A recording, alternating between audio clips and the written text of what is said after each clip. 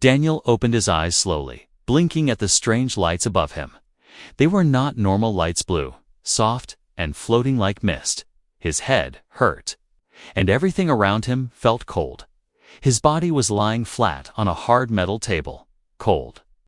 Against his back, he tried to move his hands, but they felt heavy, like stone. Where was he? This wasn't his ship. This wasn't Earth. The room was quiet, too quiet. No sounds of engines, no voices, only the low hum of energy. He turned his head with effort, and that's when he saw her. A girl, no, not a human, standing near the prap table. She had glowing purple eyes, smooth silver blue skin, and long white hair that floated slightly in the air. She wasn't wearing armor, only a long, soft robe with strange patterns. She looked at Daniel with curiosity, not fear. Her face was close now, inspecting his forehead, his hands, his chest. Daniel tried to speak, but his throat was dry. No sound came out. Still, she leaned closer, whispering words he didn't understand. Her voice was soft and musical, almost like singing. Then, something clicked inside the room. The metal table under him began to vibrate, and red lights flashed above. Mechanical arms dropped from the ceiling, moving toward him fast. Daniel's heart started to race. His body screamed to move, but it was too slow. The arms grabbed his wrists and ankles, holding him tight. The alien girl's eyes widened in panic. No, not yet, she said. This time. In broken English, she ran to a control panel, her fingers moving fast across the glowing screen. The arm stopped, then pulled back into the ceiling. Daniel gasped for air, finally able to move again. The girl returned to his side, her face full of confusion and awe. You're alive, she said slowly. You're human. Daniel stared at her. Still breathing hard, he didn't know what to say. She sat beside the table, watching him with deep interest. You were inside a broken pod, she explained, pointing to the far side of the room. There, she said. And Daniel turned his head to see a burned metal shell, his escape pod. Bits of smoke still rose from it. Wires hung loose, and one side was ripped open. How long was I there? Daniel asked, his voice weak. She tilted her head, not fully understanding. Time. Maybe 4 cycles, she answered. But humans are not supposed to be alive. Daniel's heart sank. What did she mean by that? Were humans extinct? Lost? Forgotten? He sat up slowly, his muscles sore, his arms shaking. Where am I? He asked. You are on the vessel Seraphis, she replied. This is a science ship. We search space for lost things. Daniel looked into her eyes. There was no hate, no anger, just wonder. My name is Daniel, he said, trying to stay calm. She paused for a moment, then gave a small smile. I am Alira, she said, touching her chest gently. And you are very special. She stood and walked to the control panel again. Others must not see you yet, she said quickly. They will fear you. Why? Daniel asked. What did humans do? She looked back, her face now more serious. They say your kind brought fire to the stars, she whispered. You destroyed whole fleets in the Great War. Daniel shook his head. That can't be right. We only defended ourselves. I don't know, she replied softly. But I want to know the truth. Just then, a soft beeping sound came from the door. Someone was outside. Alira's eyes widened, and she turned off the lights. Stay quiet, she whispered. Hide your breath. Daniel lay back down, heart pounding. Pretending to still be asleep, the door opened slowly, and 2 shadows entered. Speaking in the alien language, they walked past him, checked the pod, then left again without touching him. As the door closed, Alira let out a breath and turned the lights back on. You must not be found, she said firmly. Not yet, Daniel nodded slowly, still confused, still weak. But one thing was clear. He had woken up in a place where no one expected him to survive. And the only one who didn't fear him was her asterisk. Daniel sat quietly on the cold table, staring at the door even after it had closed. His breath was slow, but his heart was not.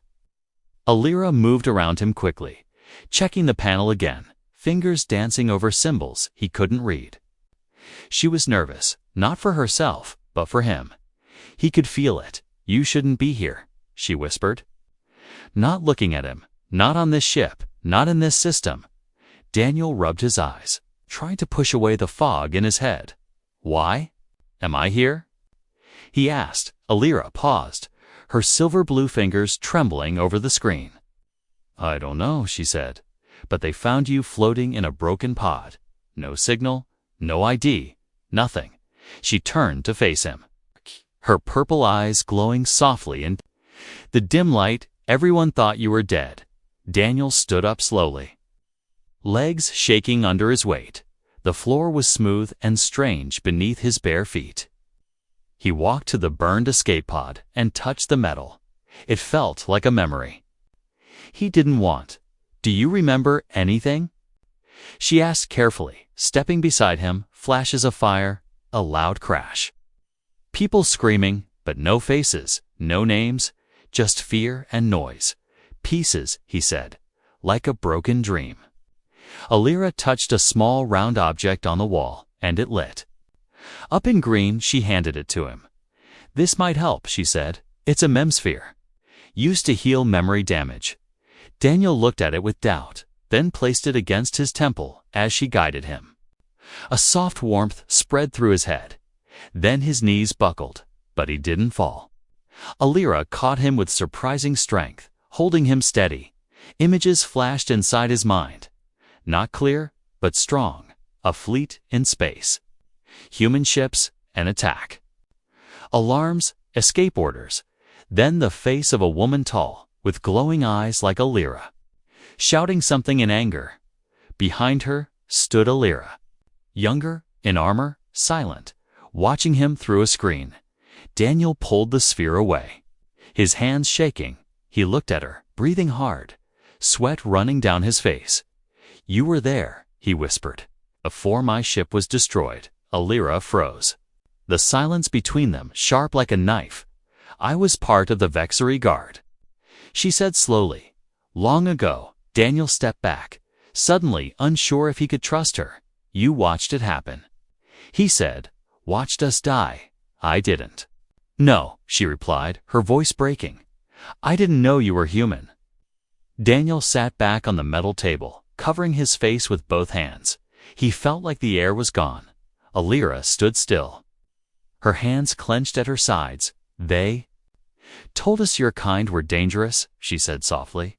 "But when I saw you on that table, you looked so small, so broken." She stepped closer, her voice low. "I had to save you." The room fell quiet again. But now it was a different silence, heavy, filled with too many questions and not enough answers. Daniel looked up, tired, confused, but alive. "Then help me," he said. "Help me find out the truth." Alira nodded, her eyes filled with something new, guilt, maybe, or hope. "I will," she promised. "But you must stay hidden, and you must trust me." Daniel didn't answer right away. He looked again at the escape pod, at the burn marks, the blackened hull. Whatever happened to him, it was only the beginning. And this alien girl, the one who once stood behind enemy lines, was now his only ally. Somewhere, deep in the ship, a new alert tone echoed faintly through the walls. Alira's head turned sharply. "They're scanning the decks," she whispered. "We have to move." She grabbed his arm, gently but firmly. Daniel followed her out of the room, away from the cold table, into a place unknown. And as the door closed behind them, the table where he had woken up went dark once more. But this time, it didn't feel like the end. It felt like the start of something much bigger. The tunnel was narrow, lit only by thin strips of pulsing light that ran along the floor. Daniel followed Alira, her robe brushing the metal walls as they moved fast but quiet. He had no shoes, no weapon, just questions spinning in his head like a storm. The ship felt alive, like it was breathing around them. Every sound echoed strangely, and the air was cool but sharp. Alira stopped at a small round door and placed her hand on it. It scanned her palm with a faint glow and opened with a soft hiss. Inside was a tiny chamber, barely large enough for both of them. "This is my private lab," she whispered. "No one comes here but me." Daniel stepped in, eyes scanning the strange alien machines, floating crystals, and metal vines hanging from the ceiling. One object stood out, a black sphere hovering above a silver base. It pulsed slowly, like a heart. Alira walked toward it and said, "This is a deep core memory device, stronger than the one before." Daniel stared at it, unsure. "Last time, I saw things I wasn't ready to remember." He said, "I know," she replied. "But this time, you won't see it alone." She touched the base of the sphere, and a second wave of energy formed, like a ripple in the air. "Come," she said, holding out her hand. "If we connect, I can go inside your memory with you." Daniel hesitated, then slowly placed his hand in hers. The moment they touched, the room disappeared. He found himself floating in black space. Stars above, fire below, flashes of memory came fast. Now Earth in chaos. Warships rising from the oceans, cities burning, screams filled his ears. Not just from others, but his own. Then the image of a girl, blonde hair, laughing under the sun. "Sarah," he whispered, remembering her name, his sister. He saw her waving goodbye as he boarded the ship. That was the last time. Suddenly, another image appeared, Alira in her armor, standing beside an alien commander. They watched a screen where Daniel's ship showed up, marked with a red circle. "Target confirmed," said the commander. Alira didn't speak, didn't move, just watched. The screen turned white as the ship was hit, and the vision ended in a blast. Daniel fell to his knees in the black memory space, heart pounding. Alira stood beside him, quiet, her face pale with guilt. "I didn't speak," she said softly. "I didn't stop it. You knew they would fire." Daniel said, voice shaking. "Yes," she admitted, "but I was afraid. Afraid of your kind, afraid of what we were told." Daniel stood up slowly, breathing hard. "You were there," he said. "You watched my ship die." "I didn't understand then," Alira whispered. "But I do now. You're not what they told us." She reached out, but Daniel stepped back. He needed time to think, to breathe. The memory faded, and they were back in her lab, the device dim and still. The silence between them was louder now. Daniel sat down, holding his head in his hands. "Earth is gone, isn't it?" he asked quietly. "I don't know," Alira replied. "But you're not the only human they found pieces of." He looked up, confused. "What do you mean?" "There's a section of this ship closed off. Secret," she said. "It holds things recovered from old human ships, and maybe more than just parts." Daniel stood, eyes burning with new purpose. "Take me there," he said. "It's dangerous," she warned. "If they catch us, they won't let you live." "Then let's not get caught," he replied. Alira stared at him for a moment, then gave a small, broken smile, very human. She said softly, and this time, Daniel didn't step away from her hand. Behind them, the black memory sphere pulsed once more, as if watching, remembering. Something had changed inside Daniel now. He wasn't just a survivor anymore. He was looking for the truth. Alira moved quickly through the shadowed corridor, her eyes scanning the corners before she stepped. Daniel followed close behind. This part of the ship felt colder, older, and strangely silent. There were no lights on the walls here, only faint blue veins glowing under the metal. "This wing was locked after the war," she whispered. Only captains and science elders have access. Why bring me here? Daniel asked. Because the answers are hidden, she replied, and maybe people too. They reached a large metal door with red warnings in a language Daniel couldn't read. Alira placed a small silver card into the slot, and the door made a deep grinding noise. Hold your breath, she said quickly. There's no air for your kind in there. The door opened, and a blast of dry wind hit them.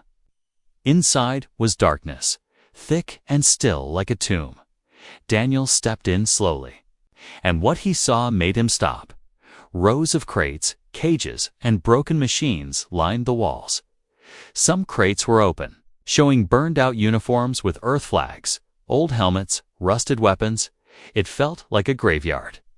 Alira looked at him, her voice low. They collected everything. After every battle, he walked deeper, his eyes locking on a small, transparent pod in the center. Inside was a body, human, male, frozen in time, his hands still clutching a photo. Daniel moved closer and looked at the face. He didn't know him, but something about it made his chest tighten. Alira pressed her hand on the pod, her face soft. With sorrow, some were still breathing when we found them, she whispered, but we weren't allowed to help. Daniel turned to her, anger flashing in his voice. Why keep them here like this? Alira lowered her head. Our leaders feared your kind might rise again, she said. But I think it was guilt. Then Daniel saw something else, behind a thick glass wall-in escape pod. Fully intact, marked with fresh blue lights. This wasn't from the war, he said. This is recent. Alira looked too, her breath catching. No, that can't be here, she said. Stepping forward, her hands shaking, they walked closer. And inside the pod was a cryochamber, sealed. Still active, a single human lay inside. A girl, young, unmoving, but alive. Daniel stared in shock. Is she? Yes, Alira said. Eyes wide. She's alive, suddenly. A loud crack echoed across the chamber. Daniel turned just as red beams lit up the walls. Guards, armed and fast, poured into the room, voices shouting in alien tongue. Run, Alira said, grabbing Daniel's wrist. Now, they darted between crates, lasers zapping past them. One beam slicing through the floor near Daniel's foot. He jumped over broken crates, dodging cables and sharp metal. Behind them, the guards were gaining. We won't make it back, Daniel yelled. Alira pulled a thin device from her belt and threw it to the ground. Light exploded outwards. A wall of smoke and confusion filled the air, giving them a chance. They slipped through a maintenance hatch and dropped into a narrow shaft. Metal pipes scraped their skin as they slid down into the lower levels. Daniel landed hard, coughing. But alive, Alira fell beside him, holding her side. You all right? He asked. I've been better, she said with a small smile. He looked at her, breath still heavy. You knew someone else was alive. No, she said firmly, not her. I didn't know. Daniel stood, his jaw tight. Then we go back, he said. We get her out. Alira nodded slowly, her face serious now. They'll seal that section, destroy it, if they think you saw too much. Then we move fast, Daniel said. We don't leave anyone behind, above them. Alarms screamed louder than before. The hunt had started, and now it wasn't just about Daniel's survival. It was about the girl in the pod, the proof that humans still lived. Alira looked at him, her voice barely a whisper. You really are different. Daniel stared back, voice steady. Then help me prove it. The sound of alarms echoed like thunder through the walls. Alira and Daniel ran down a narrow hallway, lit only by emergency lights. Red and pulsing, the ship felt angry now, as if it knew a secret had been uncovered. They moved in silence, breathing hard, their minds racing faster than their feet. Behind them, the footsteps of guards faded. But the danger had not. Daniel stopped near a broken hatch. Holding his side, his body ached, but it wasn't pain that filled his chest. It was fire. "She's still alive," he said. "That girl in the pod, she's human." "She's one of mine." Alira nodded, wiping a line of blood from her forehead. "I saw her eyes," she whispered. "She looked just like you." They stepped into a quiet service tunnel.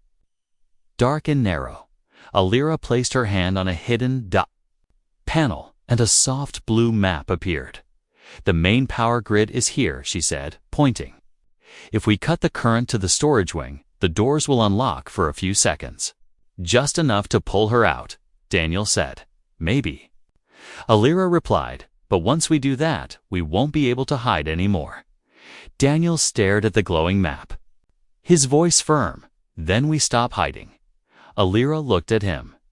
Something new in her eyes, not just curiosity, but belief. "You're nothing like what they told us."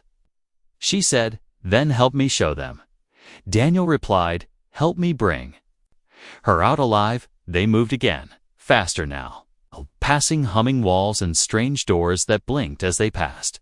At one point, they had to crawl under a maintenance drone, silent and still, like a sleeping animal. Finally, they reached a thick control room door, sealed tight.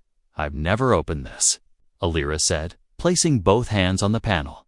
The door opened with a deep groan, revealing a chamber full of glowing conduits and tangled wires. The energy core was here, pulsing like a heart. Daniel walked to the console, his hands shaking slightly.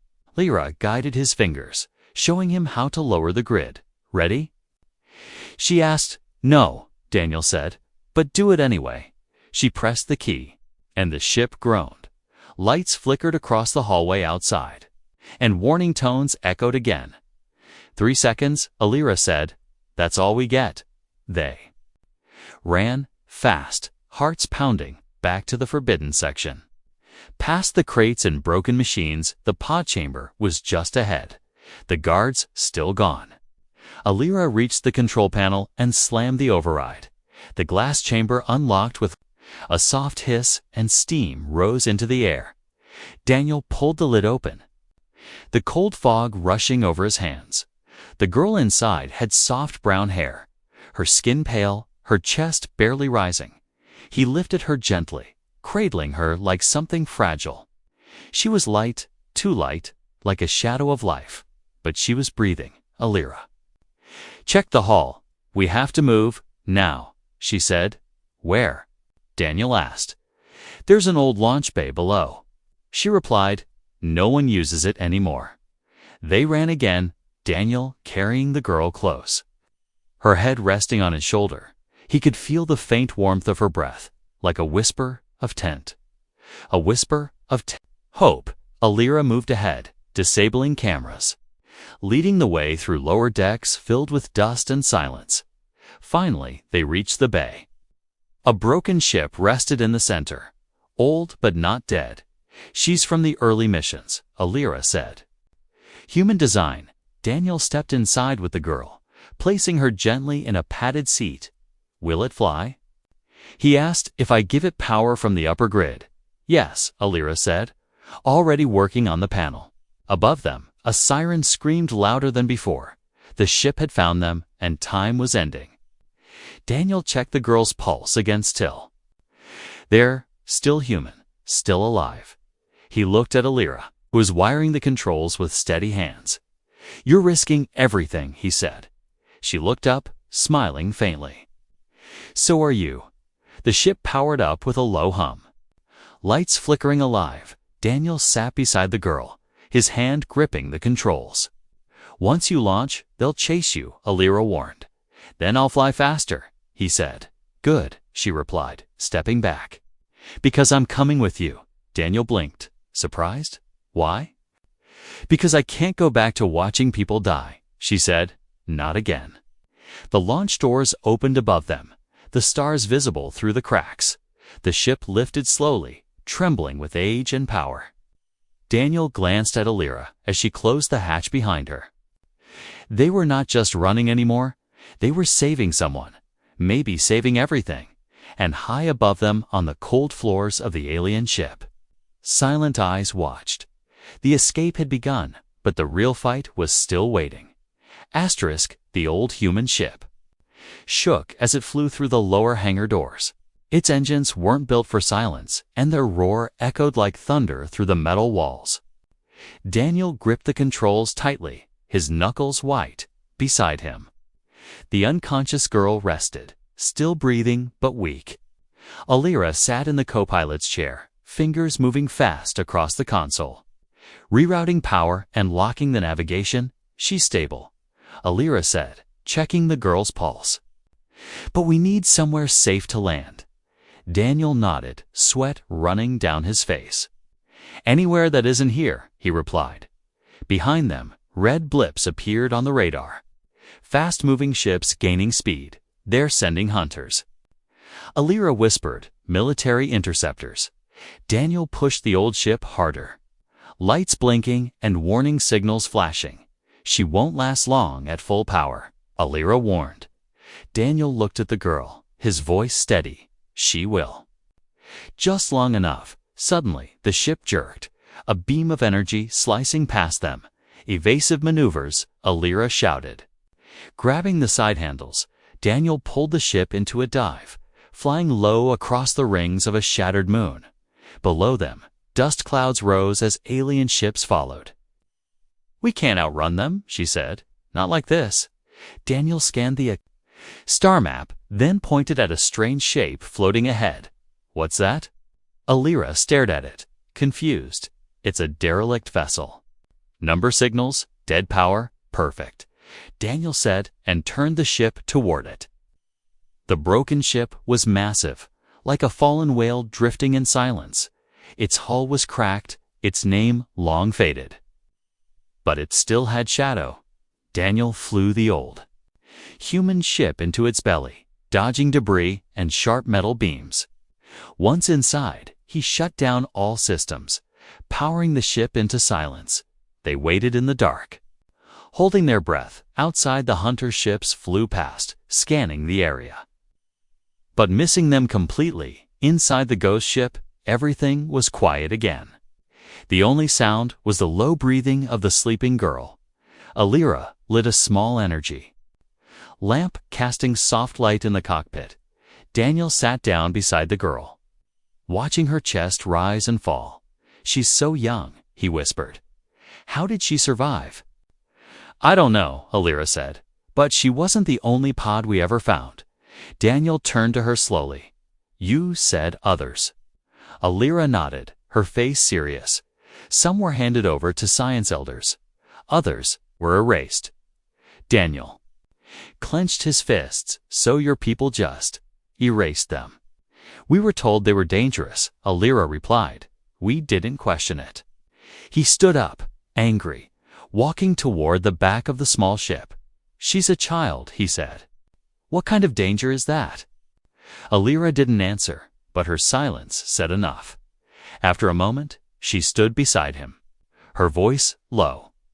We can't go back, she said. Even if we wanted to, Daniel nodded. I wasn't planning to. Then the ship's console flickered. One of the old human distress signals was active. Alira rushed to it, scanning the frequencies. This isn't from us, she said. This is another human ship. Daniel's heart skipped. Alive? Possibly, she replied. But the signal is weak, old, buried under interference. Daniel looked down at the girl, still asleep, then back at the console. We have to find them, he said. Alira stared at him, uncertain. They may not trust me, she said. Daniel placed his hand on her shoulder, firm but kind. Then I'll make them understand. Outside. The hunter ships gave up their search and returned to the mothership. Inside the dead vessel, an old human craft came back to life, guided by a man who refused to give up, and beside him, an alien girl who had once stood behind enemy lines. Now flying toward a new future. They were no longer hiding. They were hunting for truth. The stars outside were quiet. The human ship drifted through them like a memory. running silent and low. Inside, Daniel sat near the girl's cryo chair, watching her fingers twitch gently.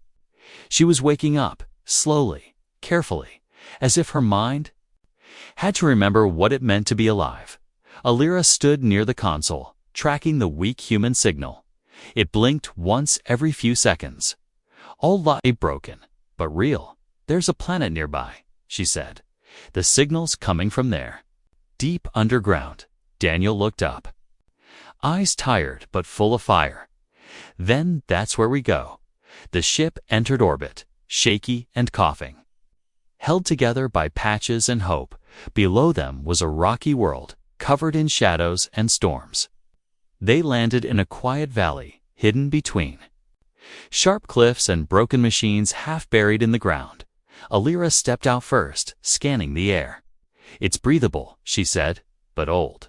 Like this planet forgot how to live. Daniel carried the girl in his arms, her eyes now open. Barely. She looked up at him, confused, her voice no louder than a breath. Are you real? I think so, Daniel said softly. Are you? The girl gave the faintest smile, then closed her eyes again, resting without fear. They moved carefully toward the signal source, guided by old Earth tech that still glowed dimly. Halfway through the valley, Alira stopped. There, she said, pointing to a metal door buried in stone. Daniel stepped forward, touching the panel to his shock. The door opened with a hiss, as if it had been waiting. Inside was a long tunnel, warm and lit with weak orange lights. Old human symbols lined the walls. Emergency Shelter 43, Alliance Code Delta.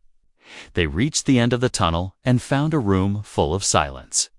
Broken beds, scattered tools, faded photos, all untouched for years. But in the center, a blinking light, and beside it another pod. This one opened slowly as they approached. A man sat up inside. Coughing, blinking, his skin was pale, beard thick, but his eyes, those were sharp and blue. Daniel stepped closer, heart pounding, human.